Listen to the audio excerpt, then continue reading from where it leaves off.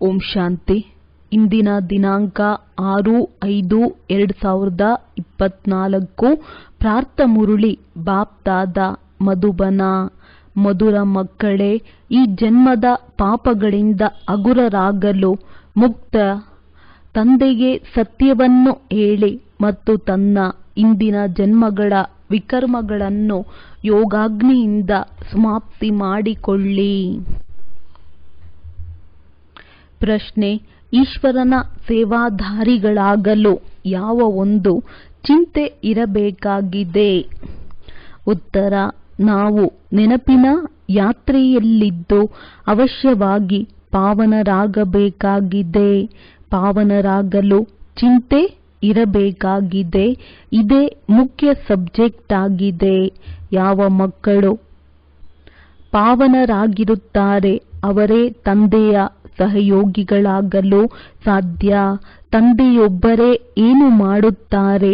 ಆದ್ದರಿಂದ ಮಕ್ಕಳಿಗೆ ಶ್ರೀಮತದಂತೆ ತಮ್ಮದೇ ಯೋಗ ಬಲದಿಂದ ವಿಶ್ವವನ್ನು ಪಾವನ ಮಾಡಿ ಪಾವನ ರಾಜಧಾನಿಯನ್ನು ಮಾಡಬೇಕಾಗಿದೆ.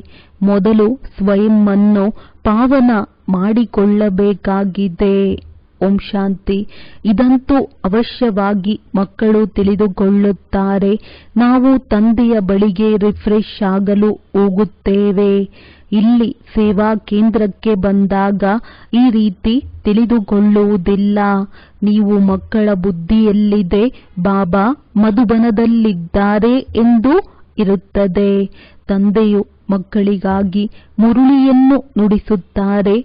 ಆದ್ದರಿಂದ ಮಕ್ಕಳು ಸಹ ಮುರುಳಿಯನ್ನು ಕೇಳಲು ಹೋಗುತ್ತೇವೆಂದು ತಿಳಿದುಕೊಳ್ಳುತ್ತಾರೆ. ಮುರುಳಿ ಎನ್ನುವ ಮಾತು ಕೃಷ್ಣನಿಗೆಂದು ತಿಳಿದು ಬಿಟ್ಟಿದ್ದಾರೆ. ಮುರುಳಿಯ ಅರ್ಥ ಬೇರೇನೂ ಇಲ್ಲ. ಹೀಗೆ ನೀವು ಮಕ್ಕಳಿಗೆ ಒಳ್ಳೆಯ ತಿಳುವಳಿಕೆ ಬಂದಿದೆ. ತಂದೆಯು ತಿಳಿಸಿದ್ದಾರೆ, ನೀವು ಅದನ್ನು ಅನುಭವ ಮಾಡುತ್ತೀರಿ.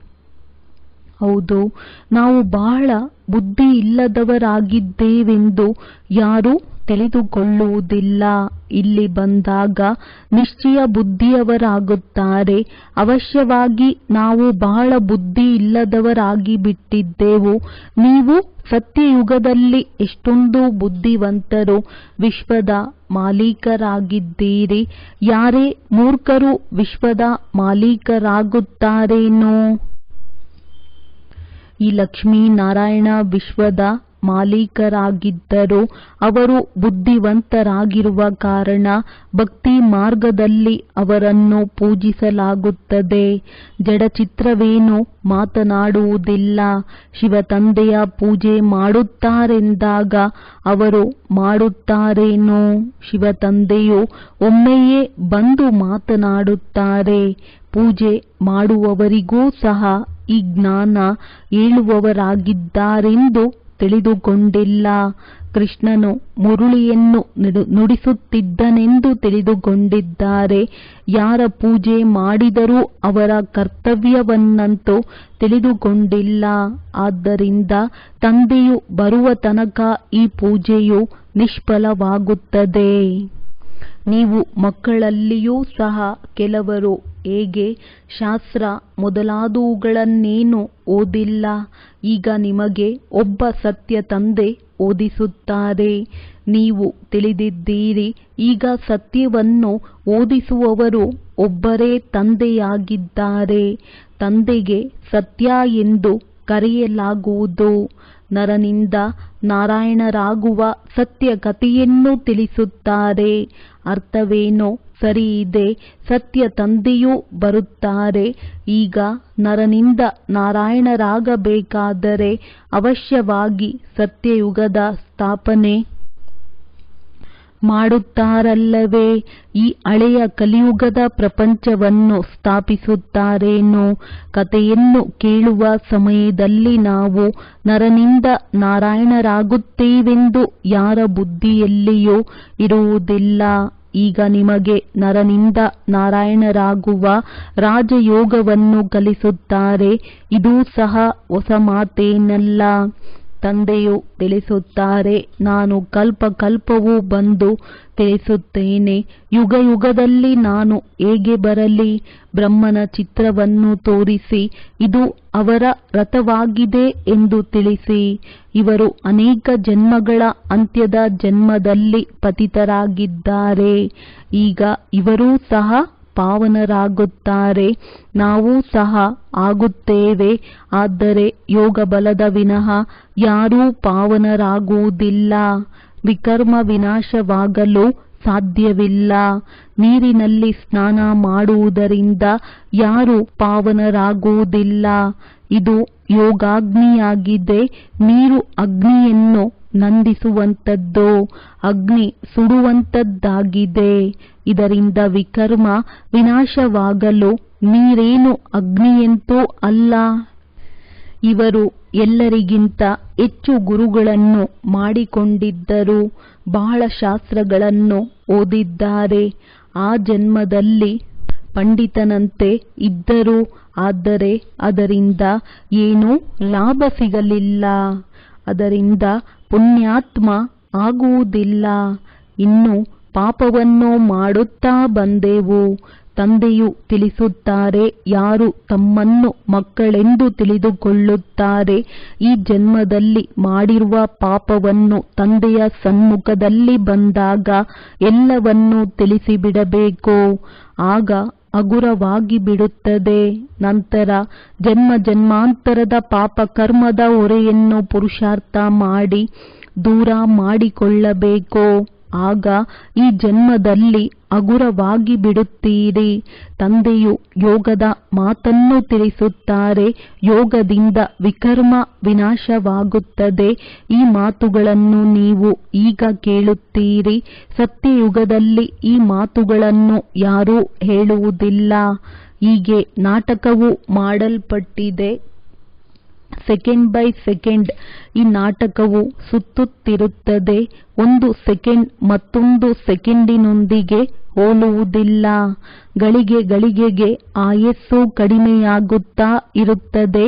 ಆದರೆ ನೀವೀಗ ಆಯಸ್ಸು ಕಡಿಮೆಯಾಗುವುದನ್ನು ತಡೆಯುತ್ತೀರಿ ಹಾಗೂ ಯೋಗದಿಂದ ಆಯಸ್ಸನ್ನು ವೃದ್ಧಿ ಮಾಡಿಕೊಳ್ಳುತ್ತೀರಿ. ಈಗ ತಾವು ಮಕ್ಕಳು ಯೋಗ ಬಲದಿಂದ ದೀರ್ಘಾಯಸ್ಸನ್ನಾಗಿ ಮಾಡಿಕೊಳ್ಳಬೇಕು. ಯೋಗಕ್ಕಾಗಿ ತಂದೆಯು ಬಹಳ ಒತ್ತು ಕೊಡುತ್ತಾರೆ. ಆದರೆ ಕೆಲವು ಮಕ್ಕಳು ತಿಳಿದುಕೊಳ್ಳುವುದೇ ಇಲ್ಲ. ಬಾಬಾ, ನಾವು ಮರೆತು ಹೋಗುತ್ತೇವೆಂದು ಹೇಳುತ್ತಾರೆ. ತಂದೆಯು ತಿಳಿಸುತ್ತಾರೆ, ಯೋಗವೆಂದರೆ ಅನ್ಯ ಮಾತೇನಿಲ್ಲ. ಇದು ನೆನಪಿನ ಯಾತ್ರೆಯಾಗಿದೆ. ತಂದೆಯನ್ನು ನೆನಪು ಮಾಡುತ್ತಾ ಮಾಡುತ್ತಾ ಪಾಪನಾಶವಾಗುತ್ತದೆ. ಅಂತ್ಯಮತಿ ಸೋಗತಿಯಾಗಿ ಬಿಡುತ್ತದೆ. ಇದನ್ನು ಕುರಿತು ಒಂದು ಕಥೆಯನ್ನು ಹೇಳುತ್ತಾರೆ. ಯಾರೋ ಒಬ್ಬರಿಗೆ ನೀನು ಎಮ್ಮೆ ಎಂದು ತಿಳಿದುಕೋ ಎಂದು ಹೇಳಿದ ಕೂಡಲೇ ನಾನು ಎಮ್ಮೆಯಾಗಿದ್ದೇನೆ ಎಂಬ ಅಭ್ಯಾಸ ಮಾಡತೊಡಗಿದರು. ನಂತರ ಅವರಿಗೆ ಈ ಬಾಗಿಲಿನಿಂದ ಹೋಗಿ ಎಂದು ಹೇಳಿದರೆ ಅವರು ಎಮ್ಮೆ ಆಗಿದ್ದೇನೆ, ಹೇಗೆ ಹೋಗಲಿ ಎಂದು ಹೇಳಿದರು. ಆ ಸಮಯದಲ್ಲಿ ಅವರು ಎಮ್ಮೆಯಂತೆಯೇ ಆಗಿಬಿಟ್ಟರು. ಇದನ್ನು ಒಂದು ಉದಾಹರಣೆಗಾಗಿ ಮಾಡಿದ್ದಾರೆ. ವಾಸ್ತವದಲ್ಲಿ ಈ ರೀತಿ ಯಾರೂ ಇರಲು ಸಾಧ್ಯವಿಲ್ಲ. ಇದು ಯಥಾರ್ಥವಾದ ಉದಾಹರಣೆಯಲ್ಲ. ಸಾಮಾನ್ಯವಾಗಿ ಸತ್ಯ ಮಾತಿನ ಉದಾಹರಣೆಯನ್ನು ನೀಡಲಾಗುತ್ತದೆ. ಈ ಸಮಯದಲ್ಲಿ ತಂದೆಯು ನಿಮಗೆ ಏನೆಲ್ಲವನ್ನು ಹೇಳುತ್ತಾರೆ ಅದನ್ನು ಭಕ್ತಿ ಮಾರ್ಗದಲ್ಲಿ ಹಬ್ಬಗಳ ರೀತಿ ಆಚರಿಸುತ್ತಾರೆ. ಎಷ್ಟೊಂದು ಜಾತ್ರೆ ಹುಣ್ಣಿಮೆಗಳು ನಡೆಯುತ್ತವೆ. ಆದರೆ ಈ ಸಮಯದಲ್ಲಿ ಏನು ನಡೆಯುತ್ತದೆಯೋ ಅದೇ ಹಬ್ಬದ ರೂಪದಲ್ಲಿ ಆಚರಿಸುತ್ತಾರೆ. ನೀವಿಲ್ಲಿ ಎಷ್ಟೊಂದು ಸ್ವಚ್ಛವಾಗುತ್ತೀರಿ. ಜಾತ್ರೆಗಳಂತಹ ಕಡೆ ಎಷ್ಟೊಂದು ಕೊಳಕಾಗಿರುತ್ತದೆ. ಶರೀರಕ್ಕೂ ಮಣ್ಣನ್ನು ಹಚ್ಚುತ್ತಾರೆ. ಇದರಿಂದ ಪಾಪವು ನಾಶವಾಗುತ್ತದೆ ಎಂದು ತಿಳಿಯುತ್ತಾರೆ. ಬಾಬಾ ಇದೆಲ್ಲವನ್ನೂ ಮಾಡಿದ್ದಾರೆ. ನಾಸಿಕ್ನಲ್ಲಿ ನೀರು ಬಹಳ ಕೊಳಕಾಗಿರುತ್ತದೆ. ಅಲ್ಲಿ ಹೋಗಿ ಮಣ್ಣು ಹಚ್ಚುತ್ತಾರೆ. ಪಾಪ ವಿನಾಶವಾಗುವುದೆಂದು ತಿಳಿಯುತ್ತಾರೆ. ಮತ್ತೆ ಆ ಮಣ್ಣನ್ನು ಸ್ವಚ್ಛ ಮಾಡಲು ಆ ನೀರನ್ನು ತೆಗೆದುಕೊಂಡು ಬರುತ್ತಾರೆ. ವಿದೇಶಕ್ಕೆ ಮಹಾರಾಜರಂತಹ ವ್ಯಕ್ತಿಗಳು ಹೊರಟರೆ ಗಂಗಾ ಜಲದ ಮಡಿಕೆಗಳನ್ನು ತೆಗೆದುಕೊಂಡು ಹೋಗುತ್ತಾರೆ. ನಂತರ ಹಡಗಿನಲ್ಲಿಯೂ ಅದೇ ನೀರನ್ನು ಕುಡಿಯುತ್ತಾರೆ. ಮುಂಚೆ ವಿಮಾನ, ಮೋಟಾರು ಮುಂತಾದವುಗಳೇನೂ ಇರಲಿಲ್ಲ. 100-150 ವರ್ಷಗಳಲ್ಲಿ ಏನೇನೋ ಆಗಿಬಿಟ್ಟಿದೆ. ಸತ್ಯಯುಗದ ಆದಿಯಲ್ಲಿ ಈ ವಿಜ್ಞಾನವು ಉಪಯೋಗಕ್ಕೆ ಬರುತ್ತದೆ. ಅಲ್ಲಂತೂ ಮೆಹಲು ಮುಂತಾದವುಗಳನ್ನು ಮಾಡಲು ಹೆಚ್ಚು ಸಮಯ ಹಿಡಿಸುವುದಿಲ್ಲ. ಈಗ ನಿಮ್ಮ ಬುದ್ಧಿಯು ಪಾರಸ ಬುದ್ಧಿಯಾಗುತ್ತದೆ. ಆದ್ದರಿಂದ ಎಲ್ಲ ಕಾರ್ಯಗಳನ್ನು ಸಹಜವಾಗಿ ಮಾಡಿಬಿಡುತ್ತೀರಿ.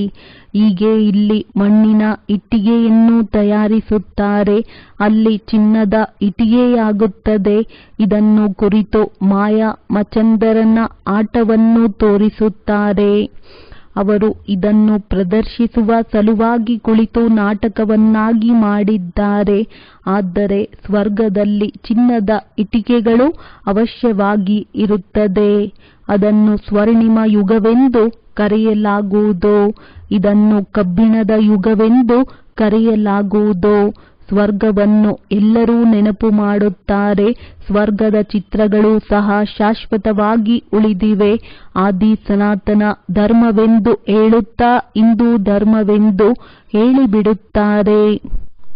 ದೇವತೆಗಳಿಗೆ ಬದಲಾಗಿ ಹಿಂದೂ ಎಂದು ಹೇಳಿಬಿಡುತ್ತಾರೆ. ಏಕೆಂದರೆ ವಿಕಾರಿಯಾಗುವ ಕಾರಣ ದೇವತೆ ಎಂದು ಹೇಗೆ ಹೇಳಿಕೊಳ್ಳುತ್ತಾರೆ? ನೀವು ಎಲ್ಲಿಗೆ ಹೋದರೂ ಇದನ್ನು ತಿಳಿಸುತ್ತೀರಿ, ಏಕೆಂದರೆ ನೀವು ಮೆಸೆಂಜರ್ ಹಾಗೂ ಸಂದೇಶವಾಹಕರು. ತಂದೆಯ ಪರಿಚಯವನ್ನಂತೂ ಪ್ರತಿಯೊಬ್ಬರಿಗೂ ನೀಡಬೇಕು. ಇವರು ಹೇಳುವುದು ಸರಿಯೆಂದು ಕೆಲವರು ತಕ್ಷಣ ತಿಳಿಯುತ್ತಾರೆ. ಇಬ್ಬರು ತಂದೆಯರು ಅವಶ್ಯವಾಗಿ ಇದ್ದಾರೆ. ಪರಮಾತ್ಮ ಸರ್ವವ್ಯಾಪಿ ಎಂದು ಕೆಲವರು ಹೇಳಿಬಿಡುತ್ತಾರೆ. ಒಬ್ಬರಿಂದ ಹದ್ದಿನ ಆಸ್ತಿಯೂ ಸಿಗುತ್ತದೆ ಎಂದು ನೀವು ತಿಳಿದುಕೊಂಡಿದ್ದೀರಿ. ಪಾರಲೌಕಿಕ ತಂದೆಯಿಂದ 21 ಜನ್ಮಗಳಿಗಾಗಿ ಬೇಹದ್ದಿನ ಆಸ್ತಿಯೂ ಸಿಗುತ್ತದೆ. ಈ ಜ್ಞಾನವು ಹೀಗಿದೆ. ಅಲ್ಲಿ ಈ ಜ್ಞಾನವಿರುವುದಿಲ್ಲ. ಸಂಗಮ ಯುಗದಲ್ಲಿಯೇ ಆಸ್ತಿಯೂ ಸಿಗುತ್ತದೆ. ನಂತರ 21 ಪೀಳಿಗೆಗಳವರೆಗೆ ಜನ್ಮ ಜನ್ಮಾಂತರ ರಾಜ್ಯ ಮಾಡುತ್ತೀರಿ. ನೀವು ಇಡೀ ವಿಶ್ವದ ಮಾಲೀಕರಾಗುತ್ತೀರಿ. ಇದೆಲ್ಲವೂ ನಿಮಗೆ ಈಗ ತಿಳಿದಿದೆ. ಯಾರು ಪಕ್ಕಾ ನಿಶ್ಚಯ ಬುದ್ಧಿಯವರಾಗಿರುತ್ತಾರೆ ಅವರಿಗೆಂದೂ ಸಂಶಯ ಬರುವುದಿಲ್ಲ. ಬೇಹದ್ದಿನ ತಂದೆಯಿಂದ ಬೇಹದ್ದಿನ ಆಸ್ತಿಯೂ ಸಿಗುತ್ತದೆ. ಶಿವತಂದೆಯು ಬಂದಾಗ ಅವಶ್ಯವಾಗಿ ಆಸ್ತಿಯನ್ನು ಕೊಡುತ್ತಾರಲ್ಲವೇ? ಆದ್ದರಿಂದ ತಂದೆಯೂ ಸಹ ಈ ಬ್ಯಾಡ್ಜ್ ಬಹಳ ಚೆನ್ನಾಗಿದೆ ಎಂದು ಹೇಳುತ್ತಾರೆ. ಇದನ್ನು ಸದಾ ಧರಿಸಿರಬೇಕು. ಮನೆ ಮನೆಗೂ ಸಂದೇಶ ಕೊಡಬೇಕು. ನಂತರ ಒಪ್ಪಿಕೊಳ್ಳುವುದು ಅಥವಾ ಒಪ್ಪಿಕೊಳ್ಳದಿರುವುದು ಅವರಿಗೆ ಬಿಟ್ಟಿದ್ದು. ವಿನಾಶವು ಆಗುವಾಗ ಭಗವಂತ ಬಂದಿದ್ದಾರೆಂದು ತಿಳಿದುಕೊಳ್ಳುತ್ತಾರೆ. ಆಗ ನೀವು ಯಾರಿಗೆ ಸಂದೇಶವನ್ನು ಮೊದಲೇ ಕೊಟ್ಟಿರುತ್ತೀರಿ ಅವರು ಆಗ ಈ ಶ್ವೇತ ವಸ್ತ್ರಧಾರಿಯಾಗಿರುವ ಸೂಕ್ಷ್ಮ ದೇವತೆ ಯಾರೆಂದು ತಿಳಿಯುತ್ತಾರೆ. ಸೂಕ್ಷ್ಮ ವತನದಲ್ಲಿ ಸೂಕ್ಷ್ಮ ದೇವತೆಯನ್ನು ನೋಡುತ್ತಾರಲ್ಲವೇ? ಮಮ್ಮ ಬಾಬಾ ಯೋಗ ಬಲದಿಂದ ಹೀಗೆ ಸೂಕ್ಷ್ಮ ದೇವತೆಯಾಗುವರು. ನಾವು ಹಾಗೆಯೇ ಆಗುತ್ತೇವೆಂದು ಈಗ ನೀವು ತಿಳಿದುಕೊಂಡಿದ್ದೀರಿ. ಈ ಎಲ್ಲ ಮಾತುಗಳನ್ನು ತಂದೆಯು ಇವರಲ್ಲಿ ಪ್ರವೇಶ ಮಾಡಿ ತಿಳಿಸುತ್ತಾರೆ. ನೇರವಾಗಿ ಜ್ಞಾನವನ್ನು ಕೊಡುತ್ತಾರೆ. ತಂದೆಯಲ್ಲಿರುವ ಜ್ಞಾನವು ನೀವು ಮಕ್ಕಳಲ್ಲಿಯೂ ಇದೆ. ಯಾವಾಗ ಮೇಲೆ ಹೋಗುತ್ತೀರಿ ಆಗ ಈ ಜ್ಞಾನದ ಪಾತ್ರವು ಸಮಾಪ್ತಿಯಾಗುತ್ತದೆ. ನಂತರ ಸುಖದ ಪಾತ್ರವನ್ನಭಿನಯಿಸುತ್ತೀರಿ. ಆಗ ಈ ಜ್ಞಾನವು ಮರೆತು ಹೋಗುತ್ತದೆ. ಆದ್ದರಿಂದ ನೀವು ಮಕ್ಕಳು ಎಲ್ಲಿಗೆ ಹೋದರೂ ಸಹ ಸಂದೇಶೀಯ ಚಿಹ್ನೆಯಾಗಿ ಈ ಬ್ಯಾಡ್ಜ್ ಅಗತ್ಯವಾಗಿ ಜೊತೆಯಲ್ಲಿರಬೇಕು. ಒಂದು ವೇಳೆ ಯಾರಾದರೂ ತಮಾಷೆ ಮಾಡಬಹುದು, ಏನೆಂದು ತಾನೇ ತಮಾಷೆ ಮಾಡುತ್ತಾರೆ. ನೀವಂತೂ ಸರಿಯಾಗಿರುವ ಮಾತುಗಳನ್ನೇ ಹೇಳುತ್ತೀರಿ. ಇವರು ಬೇಅದ್ದಿನ ತಂದೆಯಾಗಿದ್ದಾರೆ. ಶಿವ ಎಂದು ಅವರ ಹೆಸರಾಗಿದೆ. ಅವರು ಕಲ್ಯಾಣಕಾರಿಯಾಗಿದ್ದಾರೆ. ಅವರು ಬಂದು ಸ್ವರ್ಗ ಸ್ಥಾಪನೆಯನ್ನು ಮಾಡುತ್ತಾರೆ. ಇದು ಪುರುಷೋತ್ತಮ ಸಂಗಮ ಯುಗವಾಗಿದೆ. ಈ ಎಲ್ಲ ಜ್ಞಾನವು ನಿಮಗೆ ಈಗ ಪ್ರಾಪ್ತಿಯಾಗಿದೆ ಅಂದಾಗ ಏಕೆ ಮರೆಯಬೇಕು? ಈ ಎಲ್ಲ ಮಾತುಗಳು ಬಹಳ ಸಹಜವಾಗಿದೆ. ನಡೆಯುತ್ತಾ ತಿರುಗಾಡುತ್ತಾ ತಂದೆ ಹಾಗೂ ಆಸ್ತಿಯನ್ನು ನೆನಪು ಮಾಡಬೇಕು. ಶಾಂತಿಧಾಮ ಹಾಗೂ ಸುಖಧಾಮ. ನೀವು ಮಕ್ಕಳು ಇಲ್ಲಿಗೆ ಬರುತ್ತೀರೆಂದಾಗ ಮುರುಳಿಯನ್ನು ಕೇಳಿ ನಂತರ ಹೋಗಿ ಮುರುಳಿಯನ್ನು ಹೇಳಬೇಕು.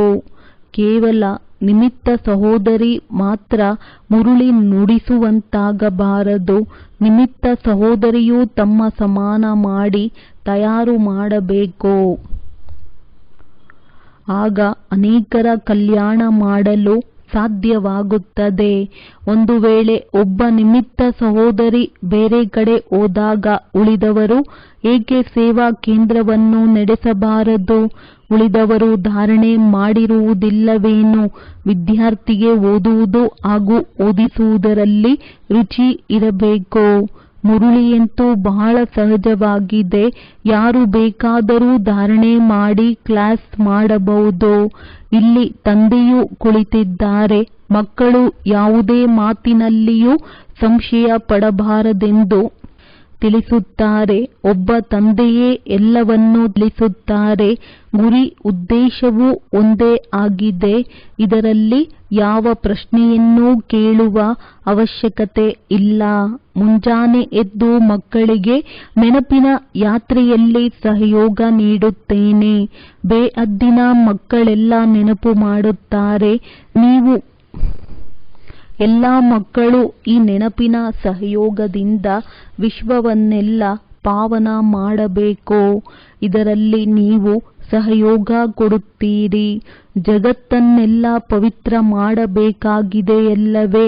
ಎಲ್ಲರೂ ಶಾಂತಿಧಾಮಕ್ಕೆ ಹೋಗಲಿ ಎಂದು ತಂದೆಯು ಎಲ್ಲ ಮಕ್ಕಳ ಮೇಲೂ ದೃಷ್ಟಿಯನ್ನಿಡುತ್ತಾರೆ. ಎಲ್ಲರಿಗೂ ಗಮನ ತರಿಸುತ್ತಾರೆ. ತಂದೆಯಂತೂ ಬೇಅದ್ದಿನಲ್ಲಿ ಕುಳಿತುಕೊಳ್ಳುತ್ತಾರಲ್ಲವೇ? ನಾನು ಇಡೀ ಜಗತ್ತನ್ನು ಪಾವನ ಮಾಡಲು ಬಂದಿದ್ದೇನೆ.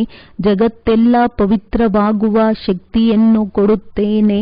ಯಾರಿಗೆ ಪೂರ್ಣ ಯೋಗ ಬಲವಿರುತ್ತದೆಯೋ ಅವರು ಯೋಗದ ಸಮಯದಲ್ಲಿ ತಂದೆಯು ಈಗ ಕುಳಿತು ನೆನಪಿನ ಯಾತ್ರೆಯನ್ನು ಕಲಿಸುತ್ತಿದ್ದಾರೆ. ಇದರಿಂದ ವಿಶ್ವದಲ್ಲಿ ಶಾಂತಿಯು ಹರಡುತ್ತದೆ ಎಂದು ಮಕ್ಕಳು ತಿಳಿದುಕೊಳ್ಳುತ್ತೀರಿ. ಮಕ್ಕಳು ನೆನಪಿನಲ್ಲಿರುತ್ತೀರೆಂದರೆ ಆಗ ಸಹಯೋಗ ಸಿಗುತ್ತದೆ. ಸಹಯೋಗಿ ಮಕ್ಕಳು ಬೇಕಲ್ಲವೇ?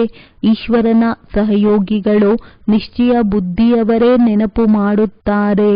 ಪಾವನರಾಗುವುದೇ ನಿಮ್ಮ ಮೊದಲ ಸಬ್ಜೆಕ್ಟ್ ಆಗಿದೆ.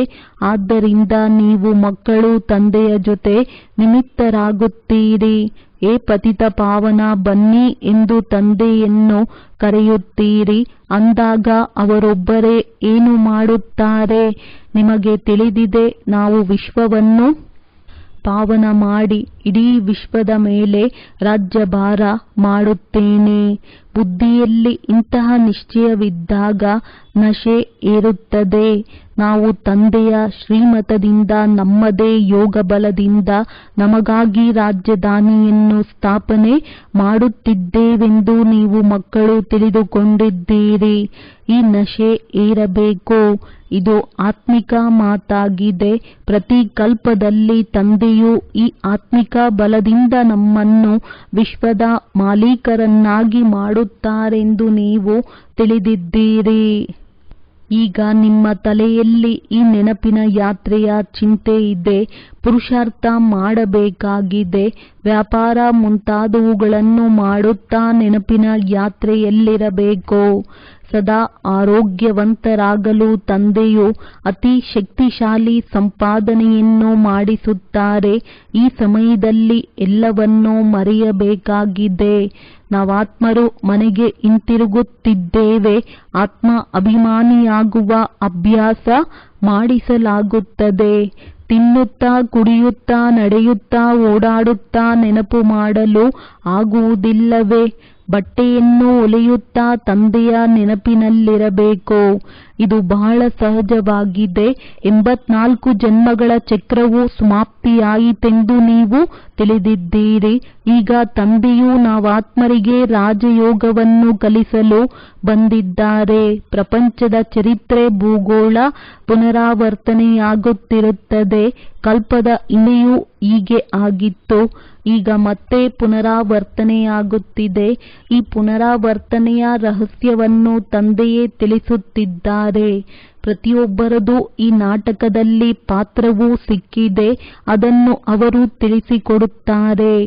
ತಂದೆಯನ್ನು ನೆನಪು ಮಾಡಿದಾಗ ಸತೋ ಪ್ರಧಾನರಾಗುತ್ತೀರೆಂದು ಮಕ್ಕಳಿಗೆ ಸಲಹೆಯನ್ನು ನೀಡಲಾಗುತ್ತದೆ. ನಂತರ ಈ ಶರೀರವು ಬಿಡುಗಡೆಯಾಗುತ್ತದೆ. ಈಗ ನಾವಾತ್ಮಗಳು ಸತೋ ಪ್ರಧಾನರಾಗಿ ಮನೆಗೆ ಹಿಂತಿರುಗಬೇಕೆಂದು ಈಗ ನಿಮ್ಮ ಬುದ್ಧಿಯಲ್ಲಿದೆ. ಆದರೆ ಸತ್ಯಯುಗದಲ್ಲಿ ಈ ರೀತಿ ಹೇಳುವುದಿಲ್ಲ. ಅಲ್ಲಿ ಈ ಹಳೆಯ ಶರೀರವನ್ನು ಬಿಟ್ಟು ಹೊಸ ಶರೀರವನ್ನು ತೆಗೆದುಕೊಳ್ಳುತ್ತೇವೆಂದು ಹೇಳುತ್ತಾರೆ. ಅಲ್ಲಿ ದುಃಖವಾಗುವುದೇ ಇಲ್ಲ. ಇದು ದುಃಖಧಾಮವಾಗಿದೆ. ಹಳೆಯ ಶರೀರವಾದಾಗ ಇದನ್ನು ಬಿಟ್ಟು ಮನೆಗೆ ಹೋಗಬೇಕೆಂದು ತಿಳಿಯುತ್ತಾರೆ. ತಂದೆಯನ್ನು ನಿರಂತರವಾಗಿ ನೆನಪು ಮಾಡಬೇಕು. ಆ ನಿರಾಕಾರ ತಂದೆಯೇ ಜ್ಞಾನ ಸಾಗರ ಆಗಿದ್ದಾರೆ. ಅವರೇ ಬಂದು ಸರ್ವರ ಸದ್ಗತಿಯನ್ನು ಮಾಡುತ್ತಾರೆ. ಸಾಧುಗಳ ಉದ್ಧಾರವನ್ನು ಮಾಡುತ್ತೇನೆಂದು ತಂದೆಯು ಹೇಳುತ್ತಾರೆ. ಈಗ ನೀವು ಒಬ್ಬ ತಂದೆಯನ್ನೇ ನೆನಪು ಮಾಡಿ. ನೀವೆಲ್ಲ ಆತ್ಮಗಳಿಗೆ ತಂದೆಯಿಂದ ಆಸ್ತಿಯನ್ನು ಪಡೆಯುವಂತಹ ಅಧಿಕಾರವಿದೆ. ತಮ್ಮನ್ನು ಆತ್ಮನೆಂದು ತಿಳಿದು ದೇಹಿ ಅಭಿಮಾನಿಯಾಗಬೇಕು. ಹಾಗೂ ತಂದೆಯನ್ನು ನಿರಂತರ ನೆನಪು ಮಾಡಿದಾಗ ಪಾಪವು ನಾಶವಾಗುತ್ತಾ ಹೋಗುತ್ತದೆ. ಒಳ್ಳೆಯದು. ಮಧುರಾತಿ ಮಧುರ ಅಗಲಿ ಹೋಗಿ ಮರಳಿ ಸಿಕ್ಕಿರುವ ಮಕ್ಕಳ ಪ್ರತಿ ಮಾತ್ಪಿತಾ ಬಾಪ್ ತಾದಾರವರ ನೆನಪು, ಪ್ರೀತಿ ಹಾಗೂ ಸುಪ್ರಭಾತ. ಆತ್ಮಿಕ ಮಕ್ಕಳಿಗೆ ಆತ್ಮಿಕ ತಂದೆಯ ನಮಸ್ತೆ. ಧಾರಣೆಗಾಗಿ ಮುಖ್ಯ ಸಾರ. ಮುರುಳಿಯನ್ನು ಕೇಳಿ ಮತ್ತೆ ಅನ್ಯರಿಗೆ ಹೇಳಬೇಕಾಗಿದೆ. ಓದುವುದರ ಜೊತೆ ಜೊತೆ ಅನ್ಯರಿಗೂ ಓದಿಸಬೇಕಾಗಿದೆ. ಕಲ್ಯಾಣಕಾರಿಯಾಗಬೇಕಾಗಿದೆ. ಬ್ಯಾಡ್ಜ್ ಸಂದೇಶಿಯ ಚಿಹ್ನೆಯಾಗಿದೆ. ಸದಾ ಇದನ್ನು ಧರಿಸಿರಬೇಕು. ವಿಶ್ವದಲ್ಲಿ ಶಾಂತಿ ಸ್ಥಾಪನೆ ಮಾಡಲು ನೆನಪಿನ ಯಾತ್ರೆಯಲ್ಲಿರಬೇಕಾಗಿದೆ. ಹೇಗೆ ತಂದೆಯ ದೃಷ್ಟಿ ಬೇಹದ್ದಿನಲ್ಲಿರುತ್ತದೆ. ಇಡೀ ಪ್ರಪಂಚವನ್ನು ಪಾವನ ಮಾಡಲು ಕರೆಂಟ್ ಕೊಡುತ್ತಾರೆ. ಹಾಗೆಯೇ ತಂದೆಯನ್ನು ಅನುಸರಣೆ ಮಾಡಿ ಸಹಯೋಗಿಗಳಾಗಬೇಕಾಗಿದೆ. ವರದಾನ. ಕರ್ಮ ಮತ್ತು ಯೋಗದ ಬ್ಯಾಲೆನ್ಸ್ ಮೂಲಕ ಕರ್ಮಾತೀತ ಸ್ಥಿತಿಯ ಅನುಭವ ಮಾಡುವಂತಹ ಕರ್ಮ ಬಂಧನ ಮುಕ್ತ ಭವ. ಕರ್ಮದ ಜೊತೆ ಜೊತೆಯಲ್ಲಿ ಯೋಗದ ಬ್ಯಾಲೆನ್ಸ್ ಇದ್ದಾಗ ಕರ್ಮದಲ್ಲಿ ಸ್ವತಃ ಸಫಲತೆ ಪ್ರಾಪ್ತಿಯಾಗುವುದು. ಕರ್ಮಯೋಗಿ ಆತ್ಮ ಎಂದು ಕರ್ಮ ಬಂಧನದಲ್ಲಿ ಸಿಕ್ಕಿ ಹಾಕಿಕೊಳ್ಳುವುದಿಲ್ಲ. ಕರ್ಮದ ಬಂಧನದಿಂದ ಮುಕ್ತರಾಗಿರುವವರನ್ನೇ ಕರ್ಮಾತೀತ ಎಂದು ಹೇಳಲಾಗುವುದು. ಕರ್ಮಾತೀತ ಎನ್ನುವುದರ ಅರ್ಥ ಇದಲ್ಲ ಕರ್ಮದಿಂದಲೇ ಅತೀತರಾಗಿ ಬಿಡುವುದು. ಕರ್ಮದಿಂದ ಭಿನ್ನ ಅಲ್ಲ. ಕರ್ಮದ ಬಂಧನದಲ್ಲಿ ಸಿಕ್ಕಿ ಹಾಕಿಕೊಳ್ಳುವುದರಿಂದ ನ್ಯಾರ ಆಗಿ ಈ ರೀತಿಯ ಕರ್ಮಯೋಗಿ ಆತ್ಮ ತಮ್ಮ ಕರ್ಮದಿಂದ ಅನೇಕರ ಕರ್ಮವನ್ನು ಶ್ರೇಷ್ಠ ಮಾಡುವಂತವರಾಗಿರುತ್ತಾರೆ.